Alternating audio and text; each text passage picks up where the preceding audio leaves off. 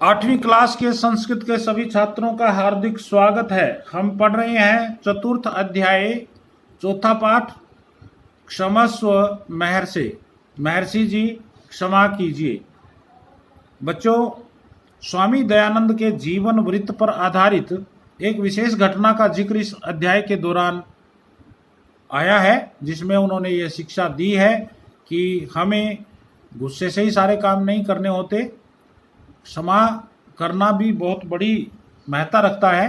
क्षमा ही धर्मो, अतः इसका मूल संदेश है सहनशीलता। आइए जरा इस अध्याय के अंदर जाने।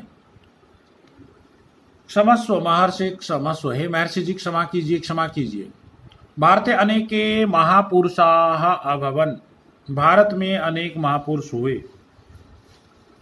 महर्षि दयानंदाः तेषु प्रमुखाः आसीत्, महर्षि दयानंद उनमें मुख्य थे। तस्मिन् काले, उस समय, समाज में अनेके कुरीतयाः प्रचलिताः आसन्, अनेक बुराइयां चल रही थी। यथा मैंने जैसे अंधविश्वास, स्त्री की अशिक्षा, बाल विवाह, बचपन में शादी, बाल विवाह, और जाति प्रथा इत्यादि, और जाति प्रथा आदि। अर्थात अपनी बुद्धि पर विश्वास ना करके उस समय जो कह देते थे दूसरे बड़े लोग या कोई भी पंडित लोग अथवा दूसरे लोग, तो उसको सही मान लिया जाता था, चाहे वो गलत होता या सही होता। इसलिए अंधे होकर के विश्वास कर लेते, उसे अंधविश्वास कहते हैं। स्त्रियों के लिए शिक्षा का विशेष प्रबंध नहीं था, उन्हें घर गृहस्थी संभालने के लिए ही समझा जाता था, इसलिए स्त्री की शिक्षा नहीं थी, और बाल अवस्था में ही शादी कर दी जाती थी, इसलिए बाल विवाह पर चल रहा था। जाति प्रथा आदि, तो अनेक प्रकार की बुराइयां चल रही थी। एताः सर्वाः निवार्यन्, इन सबको दूर करने के लिए, वेद धर्मम च प्रचार्यन्, और वेद धर्म को फैलाने के लिए, उसका प्रचार करने के लिए, महर्षि भारते सर्वत्र भ्रमत, महर्षि भारत में सब जगह घूमे। तो आप यहां देखेंगे कि ये जो गद्य हमने पढ़ा है, भारत में अनेक महापुरुष हुए, महर्षि दयानंद उनमें मुख्य थे। उस समय समाज में अनेक बुराइयां चल रही थी, जैसे अंधविश्वास, स्त्री अशिक्षा, बाल विवाह, जाति प्रथा आदि। इन सब को दूर करने के लिए और वेद धर्म का प्रचार करने के लिए स्वामी दयानंद भारत में जगह जगह गए।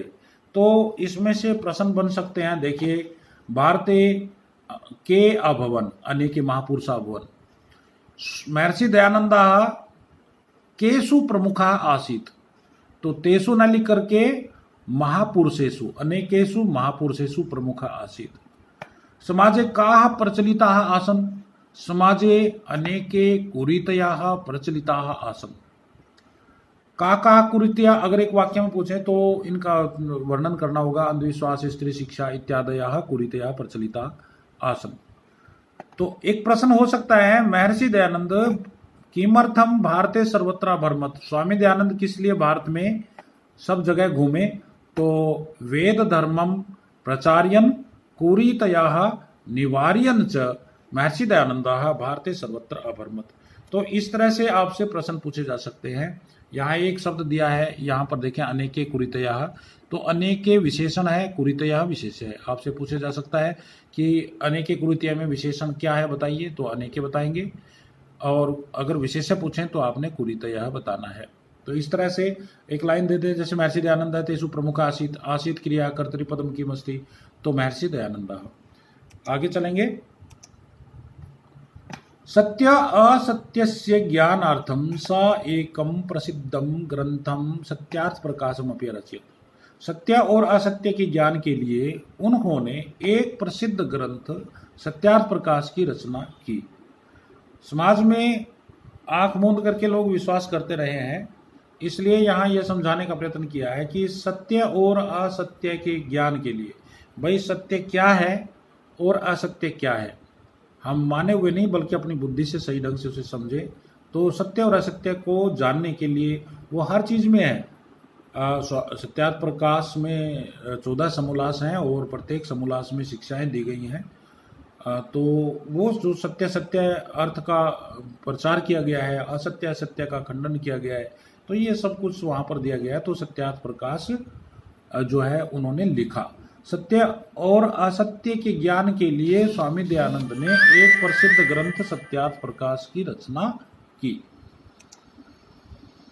महर्षि दयानंदाः अतीव क्षमाशील अपि आसीत्। महर्षि दयानंद बहुत क्षमाशील भी थे। हम ये अध्याय यहीं तक रखेंगे। आपको जो पहला भाग दिया है इसको अच्छे तरीके से आप समझें। जैसे इसमें अनेक भारतीय अनेक महापुरुष आभुवन, भारत में अनेक महापुरुष हुए, यहाँ से लेकर के और जो हमारी पंक्ति है, महर्षि दयानंद अति क्षमाशील अपि आसीत्, महर्षि दयानंद बहुत क्षमाशील भी थे, यहाँ तक आप करेंगे। धन्यवाद। बाकी का अगली वीडियो में रहेगा।